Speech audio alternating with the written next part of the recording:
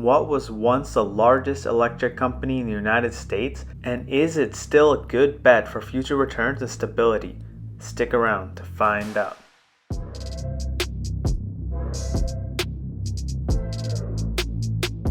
Hey everyone, Stock Ninja here. Welcome back. Before we get started today, I wanted to give a huge shout out to Rich over at the Richuation Room. Last week, I had the privilege to be on his podcast and it was a blast. Rich runs an excellent podcast where he interviews fellow investors on their financial journeys. We had a great conversation about stocks, investing strategies, YouTube, and all aspects in between. I have linked his channel in the description below. And if you would like to learn more about my personal investing journey, I have also linked to that episode in the podcast as well. So once again, thank you, Rich. Now, on to today's episode of Who Beat the S&P 500. Today, we will be looking into the utility sector, definitely one of the more defensive industries. The utility sector is in charge of providing energy, water, and essentials to the general public. Founded in 1983, today's company, Dominion Energy, was once at the top of the utility sector's list of companies in terms of market cap. Let's see what kind of returns a huge utility company like Dominion would have given you over the last 20 years. Had you invested $10,000 into Dominion exactly 20 years ago, with dividends reinvested, you would be sitting on a grand total of $81,422.68 versus the $29,524.38 of the S&P in the same time frame. That is an excellent 714.09% total return, over 3.5 times that of the S&P's 195.42%, at a solid average annual return of 11.05% versus the 5.56% of the S&P in the same time frame. Just a quick reminder, don't forget to hit that like button and subscribe to the channel if you want to see more content like this. With the market cap of around $69 billion, Dominion Energy trades with the ticker symbol D. Listed in the utility sector, Dominion is currently a member of the S&P 500 index on the New York Stock Exchange. With a quarterly dividend distribution, Dominion just recently announced their 369th consecutive dividend, or over 92 years straight of dividend payments. But wait a sec, 92 years? Didn't I say that Dominion was founded in 1983? So, turns out these consecutive dividends includes both the current Dominion and their previous parent company, Virginia Electric Power Company, otherwise known as VEPCO, which was founded in 1909 but rebranded in 1925. Dominion currently has a dividend yield of 4.55%, which equates to a $3.76 annual payout with a current payout ratio of 86.36%. The payout ratio at first glance is very high, but this is the case across the utility sector as a whole, with the majority of the payout ratios being higher than 70%. With 16 years of consecutive dividend growth, Dominion has grown their dividend at a 7.69% 10-year CAGR, or compound annual growth rate, and shows signs of increasing with an 8.87% 5-year CAGR and a 9.44% 3-year CAGR. With a relatively high dividend yield and predictability in the utility sector, Dominion is an excellent stock to own in any dividend portfolio, purely from a dividend perspective. With over 92 years of dividend payments across both its parent company and the current Dominion, Dominion will provide consistency and reliable payments every quarter. Utility companies are highly regulated at both the national level and the state level. There are some cases where even local municipalities impose some sort of regulation. Also, something that a lot of people might not be familiar with is that utility companies actually don't generate any revenue on the products they sell. All the products they sell are sold at cost to the customer.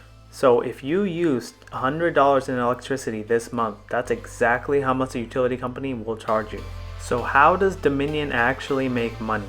Utility companies generate income through their investments in assets that are used to provide their services. The more infrastructure that a utility builds, the higher the profits it can generate. With that being said, let's take a closer look and check out Dominion's revenue segments. With the fiscal year running from January to December each year, Dominion generated $16.43 billion in fiscal year 2019, up over 22% year over year and growing around 9.5% annually the last 4 years. A recent change in Dominion's operating and reporting structure has their revenue separated into 5 reportable segments. Dominion Energy Virginia, gas transmission and storage, gas distribution, Dominion Energy South Carolina, and contracted generations. Starting with the smallest segment by overall revenue at 7%, the contracted generation segment operates more than 50 solar arrays under long-term contracts with utilities, large customers, and Millstone Power Station in Waterford, Connecticut. Generating 11% of overall revenue, the Dominion Energy South Carolina segment serves 744,000 electric customer accounts and 392,000 natural gas customer accounts. The gas distribution segment, which accounts for 12% of overall revenue, operates 4 local natural gas distribution companies serving Ohio, Utah, North Carolina, West Virginia, Wyoming, and Idaho, with over 88,700 miles of pipelines and serving 3 million customer accounts. The gas transmissions and storage segment is the second largest segment, generating 24% of overall revenue. This segment operates one of the nation's largest natural gas storage systems, about 10,400 miles of natural gas transmission, gathering and storage pipelines, and a liquefied natural gas terminal. Finally, generating 46% of overall revenue, the Dominion Energy Virginia segment is by far the largest out of the 5. This segment operates a vertically integrated electric utility in Virginia and Northeast North Carolina. It currently serves 2.6 million customer accounts. Dominion is fairly diverse in terms of revenue and relatively spread out. This gives potential investors some peace of mind in terms of revenue stability over the long run. Now, let's see how the company fared in the dot-com bubble crash, the Great Financial Recession, and how it's currently trading in the downturn in 2020. Dominion fell 49.47% during the dot-com bubble crash, just under 1% less than the S&P's 50.41% decline, with Dominion barely performing better than the S&P here. When looking at the Great Financial Crisis, Dominion fell 45.07%, about 12% less than the 57.61% decline by the S&P. Dominion with a much stronger performance during this recession. Checkmark for Dominion again. During the downturn in 2020, Dominion fell 36.43% compared to the S&P's 35.59% decline. Dominion underperforming by just a hair in this downturn. That being said, from these 3 instances, we can infer that utility companies like Dominion will more than likely perform slightly better or a bit worse in the overall market. The losses, though, will be heavily mitigated when taking into account the dividends that come with Dominion. The defensive nature of the utility sector shining brightly during recessions. Headquartered in Richmond, Virginia, with around 21,000 full-time employees, Dominion Energy is currently led by longtime CEO Thomas F. Farrell II.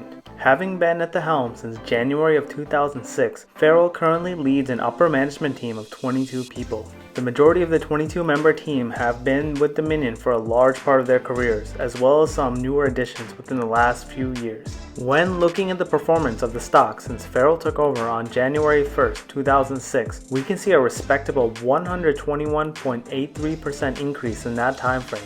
Once again, it is worth mentioning that this does not include dividends. With dividends added, the actual rate of return will be much higher. Taking a quick look at the institutions currently holding Dominion, we can see Capital Research at 5th place with a 3.55% stake. Barely edging them out for 4th is Wellington Management with a 3.65% stake. With almost a 2% higher stake, State Street, which is quickly becoming a staple among the top 5, is at 3rd with a 5.4% stake in the company. The institution in 2nd place is, as expected, BlackRock with a 7.2% stake. And last but not least, Vanguard with a whopping 8.41% stake in Dominion. Their assets in the company equaling nearly $5 billion. Due to the high regulatory nature of utilities, it is important for Dominion to maintain good relationships with regulatory bodies and policies. If anything goes wrong here, it will more than likely impact the stock price. The type of commodities that are used to generate the electricity could also hurt the company if prices were to suddenly surge upwards. Another major risk is drastic underperformance against the overall market in the case of an extended bull market. As utilities are more defensive in nature, people might shift their focus to more growth-heavy stocks during such times. Lastly, high interest rates. With Dominion and other utilities having a high debt load as is their nature, high interest rates will likely hurt the company in financing new debt. In my opinion, Dominion Energy is a company in which you can invest confidently. They have an excellent track record over the years of stock performance, dividend payments, and solid dividend growth. Even with the more defensive nature of investing in a utility company, it should be noted that Dominion did in fact beat the S&P 500 over the last 20 years and has continued to pay out a strong above average dividend throughout the same time period. Though there are some risks involved with investing in utilities, it is no doubt a more risk-averse investment overall.